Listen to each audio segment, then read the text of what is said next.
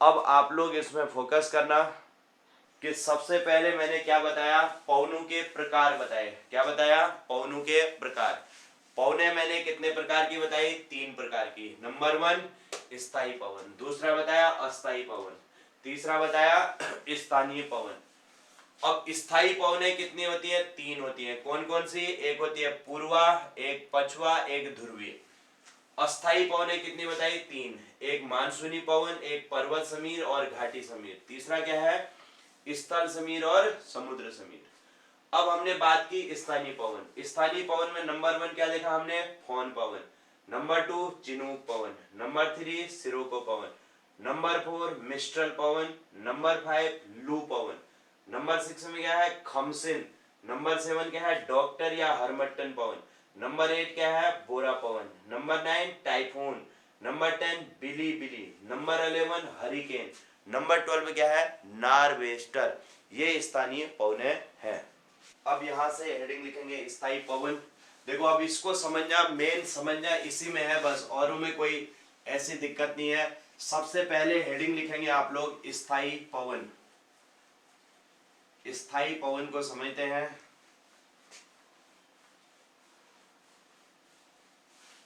सबसे पहले हम बात करते हैं स्थायी पवन की।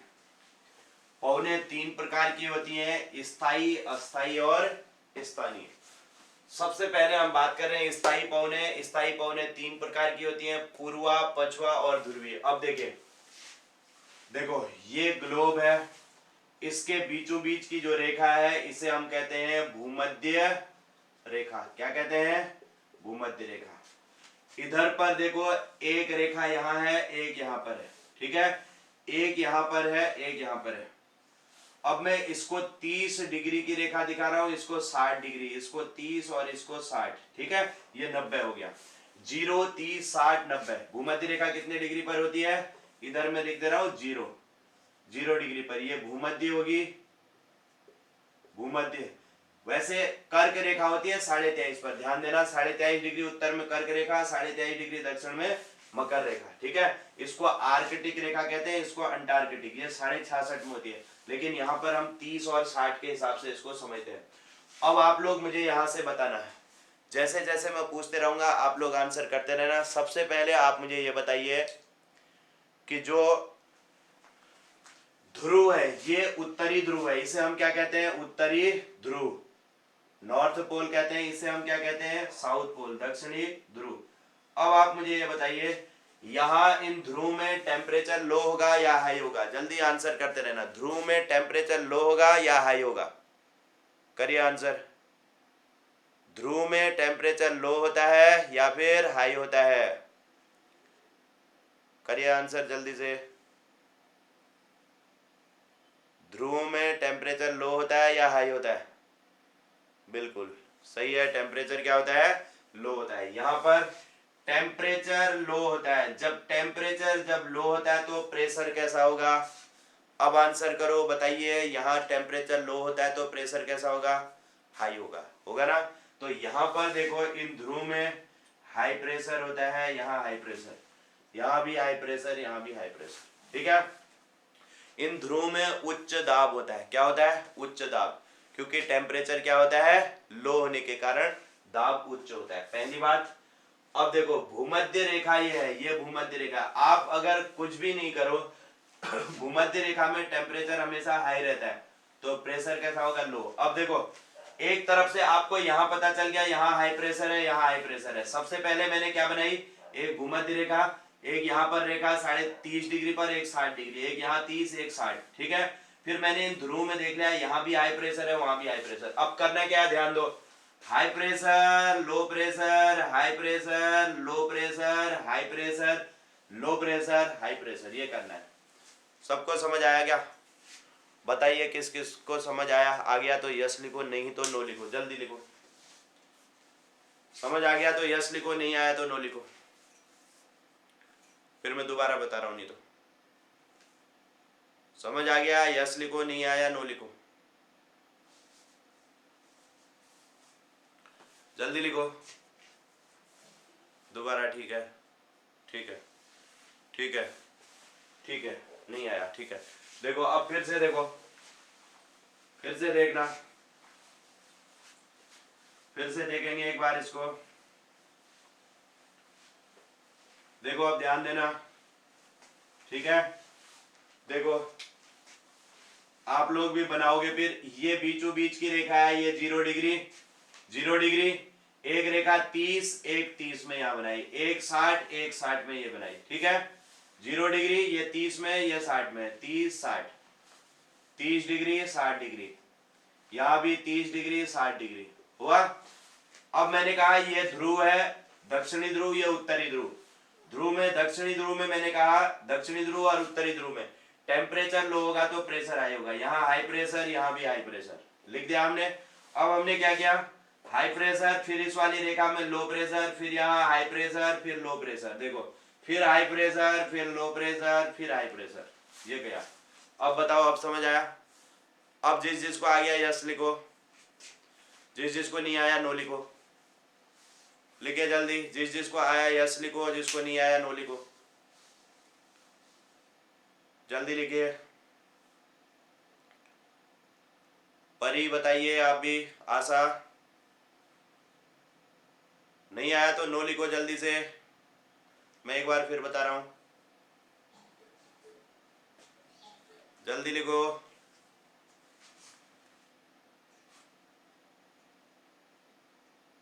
आशा, नीलम, परी,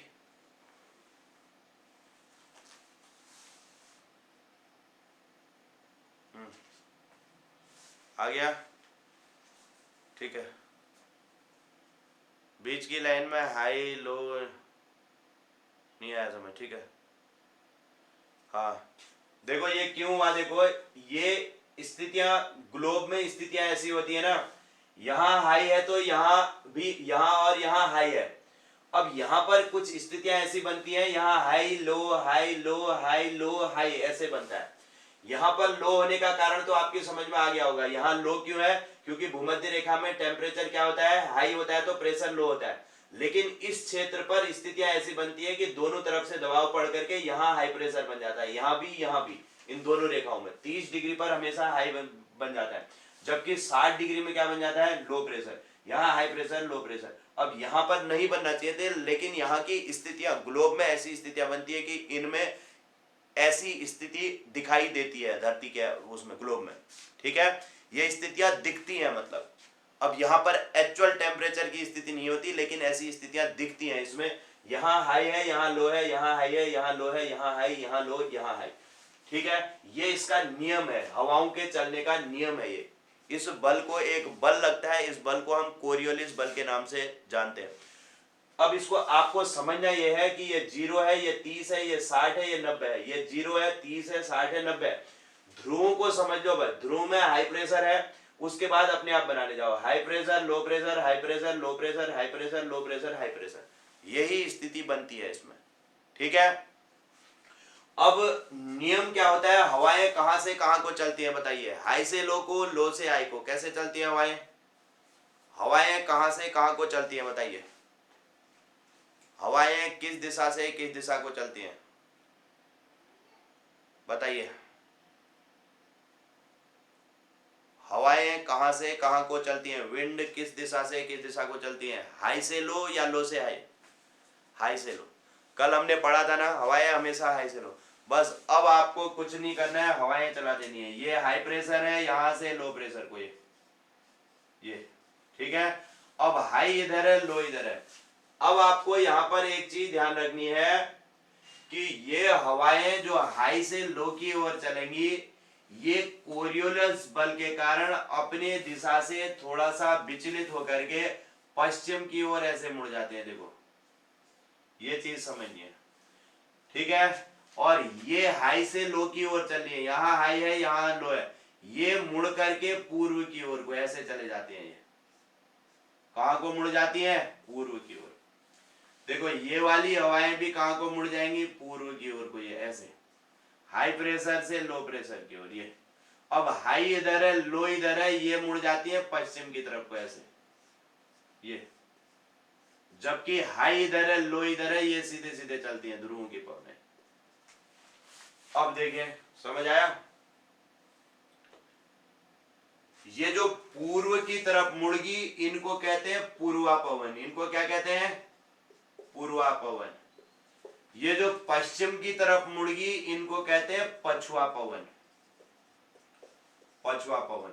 ये जो ध्रुव में चलती है इनको कहते हैं ध्रुवी पवन। ये भी ध्रुवी है और ये भी ध्रुवी पवन है। बात समझ में आई क्या? अब जितने लोगों को नहीं आया जल्दी से नो लिखो। अब जितने लोगों को नहीं आया नो लिखो, फिर मैं एक बार और बता रहा हूं, लिखो जल्दी। जिसको आया यस लिख दो। ठीक है, ठीक है। जिसको नहीं आया नो लिखो। ठीक है, जल्दी लिखते रहो। देखो अब फिर से ध्यान देंगे सभी लोग, फिर से ध्यान देंगे सभी लोग। इसको समझने का प्रयास करो। इसमें बहुत ज्यादा दिमाग मत लगाना। जैसे जैसे हम पढ़ रहे हैं बस एक उसमें समझने कि हाँ ऐसा होता है इस पृथ्वी में। ठीक है, उसमें बहुत ज्यादा दिमाग लगाने की जरूरत नहीं है कि ऐसा क्यों होता है, फिर ऐसा हो जाएगा, ये हो जाएगा, वो हो जाएगा, ऐसा मत सोचना। ठीक है, बस ये है कि ये नियम है, बल इसमें काम करते हैं, उन बलों के हिसाब से चलती हैं ये हवाएं। चलिए पवनों के प्रकार पढ़ रहे हैं, स्थायी पवन पढ़ रहे हैं, पूर्वा, पछुआ और ध्रुवीय। ठीक है, अब समझने का फिर प्रयास करो सभी लोग। सबसे पहले बीचों बीच की रेखा है 0 डिग्री की। एक रेखा बनाई 30 डिग्री पर, एक बनाई 60 डिग्री। यहां भी 30 डिग्री में, यहां भी 60 डिग्री में। इतना समझ आ रहा है सबको? इतना सबको समझ आ गया ना? एक रेखा 30 डिग्री पर बनाई, एक 60 डिग्री पर। ठीक है, एक 0 डिग्री पर।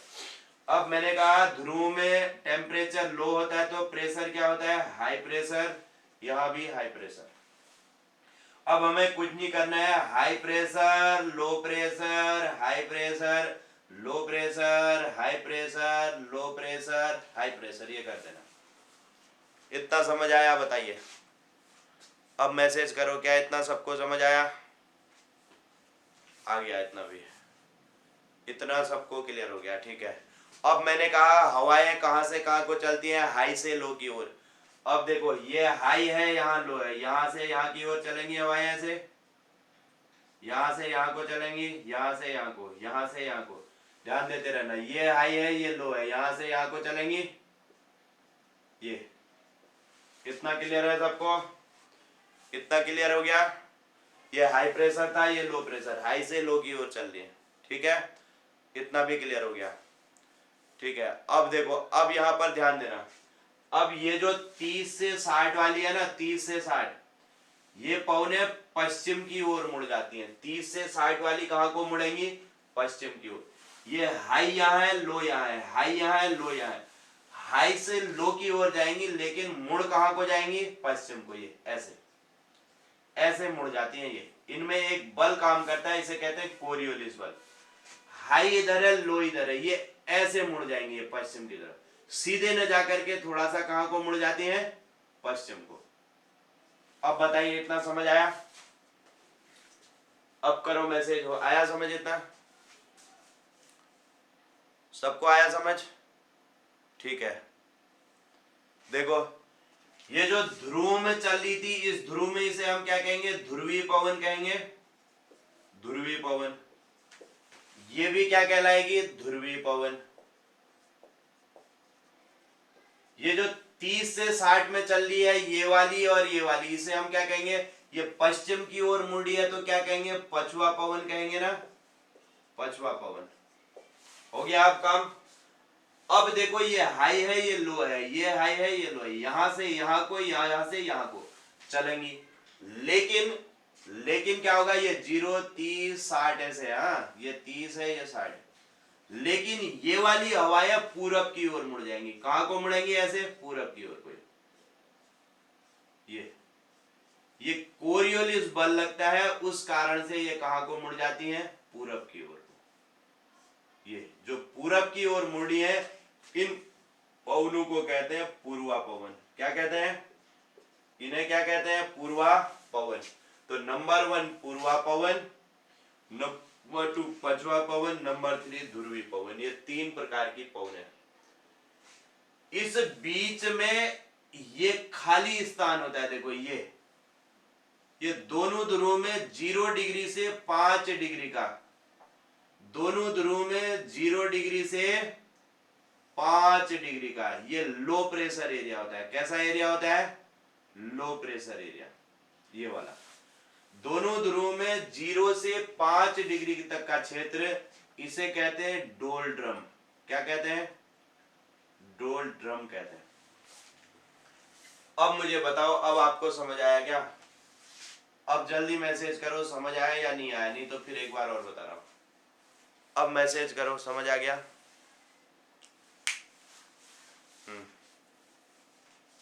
ठीक है, अब क्लियर हो गया सबको? अब जल्दी से इसे बनाओ फिर, ये पूर्वा पछवा।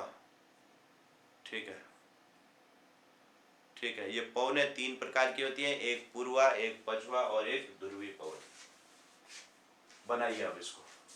और ये 0 डिग्री से 5 डिग्री का क्षेत्र, ये 0 से 5 डिग्री का दोनों ध्रुव में ये क्षेत्र क्या कहलाता है? डोल्ड्रम। ये लो प्रेशर एरिया होता है, डोल्ड्रम कहते हैं इसे।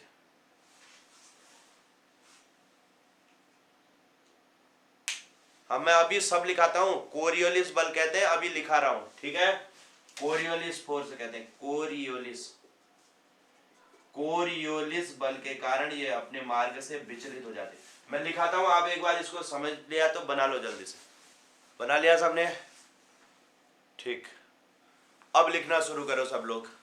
सबसे पहले हेडिंग लिखो, स्थायी पवन। हेडिंग लिखना, स्थायी पवन को प्रचलित पवन या भूमंडलीय पवन भी कहते हैं। ये क्वेश्चन पूछा जाता है इसलिए लिखा रहा हूं, ध्यान रखना।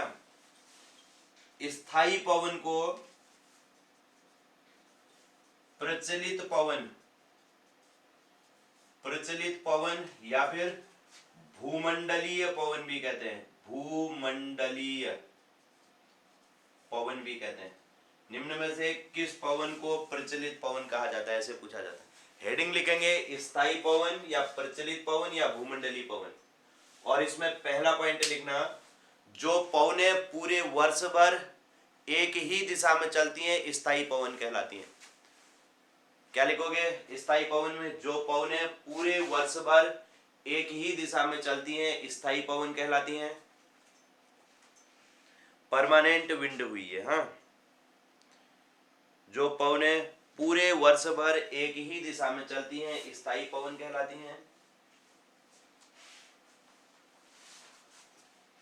जो पवनें पूरे वर्ष भर एक ही दिशा में चलती हैं स्थायी पवन कहलाती हैं।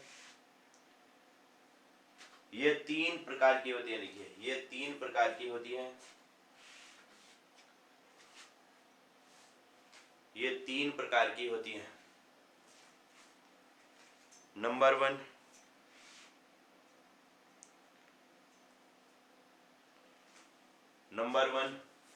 पूर्वा पवन या फिर व्यापारिक पवन। पूर्वा को क्या कहते हैं? पूर्वा पवन या व्यापारिक, ट्रेड विंड भी कहते हैं, व्यापारिक। यहीं से इन छोटे छोटे पॉइंटों से क्वेश्चन निकलते हैं। पूर्वा पवन या फिर व्यापारिक पवन, ट्रेड विंड। नंबर 1, पूर्वा पवन या फिर व्यापारिक पवन। नंबर 2, पछवा पवन। पछवा पवन मतलब वेस्टर्न विंड हुआ, ठीक है? ये ईस्टर्न विंड हुआ, ये वेस्टर्न विंड, पछवा पवन। नंबर 3, ध्रुवी पवन। नंबर 1 पूर्वा पवन, नंबर 2 पछवा पवन, नंबर 3 ध्रुवी पवन। अब हेडिंग लिखो, पूर्वा पवन या फिर व्यापारिक पवन या फिर सन्मार्गी पवन भी कहते हैं। इसे और क्या कहते हैं? सन्मार्गी। पूर्वा पवन, व्यापारिक पवन या फिर सन्मार्गी पवन। इंग्लिश में याद कर लो, ट्रेड विंड, सबसे सरल ये हो जाएगा, ट्रेड विंड कर लेना, ठीक है? ट्रेड लिखे रहेंगे, ठीक। चलिए लिखते हैं इसके बारे में। ये पवनें दोनों ध्रुव में, लिखिए फटाफट, ये पवनें दोनों ध्रुव में 5 डिग्री से 30 डिग्री के मध्य चलती हैं। ये पवनें दोनों ध्रुव में 5 डिग्री से 30 डिग्री के मध्य चलती हैं। ये पौने दोनों ध्रुव में 5 डिग्री से 30 डिग्री के मध्य चलती हैं। ये पौने दोनों ध्रुव में 5 डिग्री से 30 डिग्री के मध्य चलती हैं। नेक्स्ट पॉइंट लिखेंगे, ये पौने अपने मार्ग से विचलित होकर पूर्व की ओर मुड़ जाती हैं। ये पौने कोरियोलिस बल के कारण, लिखो, ये पौने कोरियोलिस बल के कारण, ये पौने कोरियोलिस बल के कारण अपने मार्ग से विचलित होकर, ये पौने कोरियोलिस बल के कारण अपने मार्ग से विचलित होकर पूर्व की ओर मुड़ जाती हैं, जिस कारण इन्हें पूर्वा पवन भी कहा जाता है। ये पौने कोरियोलिस बल के कारण अपने मार्ग से विचलित होकर पूर्व की ओर मुड़ जाती हैं, जिस कारण इन्हें पूर्वा पवन भी कहते हैं। हो गया क्लियर? अगली हेडिंग लिखेंगे पछुआ पवने। नेक्स्ट हेडिंग लिखो पछुआ पवने। अगली हेडिंग लिखेंगे पछुआ पवने। ये पौने दोनों ध्रुव में 30 डिग्री से 60 डिग्री के मध्य चलती हैं। ये पौने दोनों ध्रुव में 30 डिग्री से 60 डिग्री के मध्य चलती हैं। ये पौने दोनों ध्रुव में 30 डिग्री से 60 डिग्री के मध्य चलती हैं। अगला पॉइंट, ये पौने कोरियोलिस बल के कारण अपने मार्ग से विचलित होकर, ये पौने कोरियोलिस बल के कारण अपने मार्ग से विचलित होकर, ये पौने कोरियोलिस बल के कारण अपने मार्ग से विचलित होकर पश्चिम दिशा की ओर मुड़ जाती हैं, पश्चिम दिशा की ओर मुड़ जाती हैं, जिस कारण इन्हें पछुआ पवने कहते हैं। पश्चिम दिशा की ओर मुड़ जाती हैं, जिस कारण इन्हें पछुआ पवने कहते हैं, जिस कारण इन्हें पछुआ पवने कहते हैं। ठीक है, ये पवने कोरियोलिस बल के कारण, ये पौने कोरियोलिस बल के कारण अपने मार्ग से विचलित होकर, अपने मार्ग से विचलित होकर पश्चिम दिशा की ओर मुड़ जाती हैं, पश्चिम दिशा की ओर मुड़ जाती हैं, जिस कारण इन्हें पछुआ पवने कहते हैं। ये पौने अपने मार्ग से, ये पौने कोरियोलिस बल के कारण अपने मार्ग से विचलित होकर, बिल्कुल वेस्टर्न विंड यही हुई है ना। ये पौने कोरियोलिस बल के कारण अपने मार्ग से विचलित होकर पश्चिम दिशा की ओर मुड़ जाती हैं, जिस कारण इन्हें पछुआ पवन कहते हैं। ये वेस्टर्न विंड है, ये ईस्टर्न विंड है। पूर्वा मतलब ईस्टर्न, पछुआ मतलब वेस्टर्न। ठीक है, लिखा। अब अगली लाइन से लिखेंगे पछुआ पवने दक्षिणी ध्रुव में, पछुआ पवने दक्षिणी ध्रुव में अत्यधिक तेजी से चलती हैं।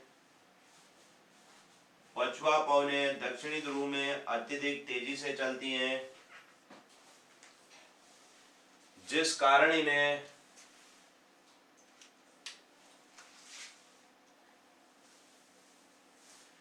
चालीस डिग्री में चीखती चालीसा, 40 डिग्री में चीखती चालीसा, 50 डिग्री में प्रचंड पचासा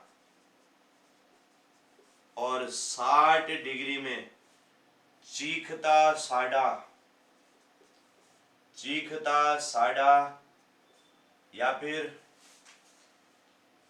ऐसे लिख लो 40 डिग्री में चीखती चालीसा, 50 डिग्री में प्रचंड पचासा और 60 डिग्री में चीखता साडा कहते हैं। ठीक है। कभी कभी प्रचंड पचासा को बहादुर पचासा भी कहा जाता है, बहादुर पचासा। तो कंफ्यूज मत होना, पचासा या साढ़ा या चालीसा लिखा है तो 40 50 60 का ही है। मैचिंग करने के लिए भी क्वेश्चन बनता है, बहुत अच्छा क्वेश्चन बनता है, ये ध्यान रखेंगे। पछुआ पवनें दक्षिणी ध्रुव में अत्यधिक तेजी से चलती हैं, जिस कारण इन्हें पछुआ पवनें दक्षिणी ध्रुव में अत्यधिक तेजी से चलती हैं, जिस कारण इन्हें 40 डिग्री में चीखती चालीसा, 50 डिग्री में प्रचंड पचासा और 60 डिग्री में चीखता साडा कहते हैं।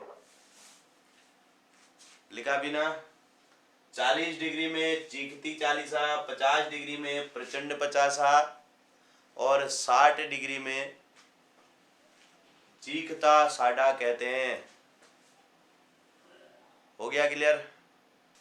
ठीक है। अब नंबर 3 लिखिए, ध्रुवी पवनें। नेक्स्ट आता है ध्रुवी पवनें। तीसरी पवन है ध्रुवी पवन।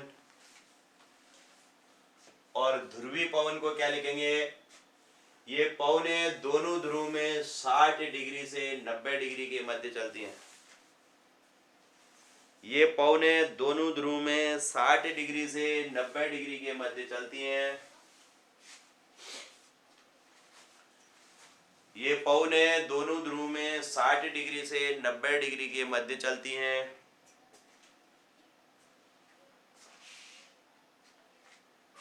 साठ डिग्री से 90 डिग्री के मध्य चलती हैं।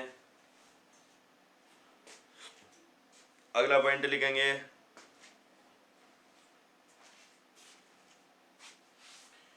ये पवनें ध्रुवों से चलने के कारण ठंडी और शुष्क पवनें होती हैं। ये पवनें ध्रुवों से चलने के कारण ठंडी और शुष्क पवनें होती हैं।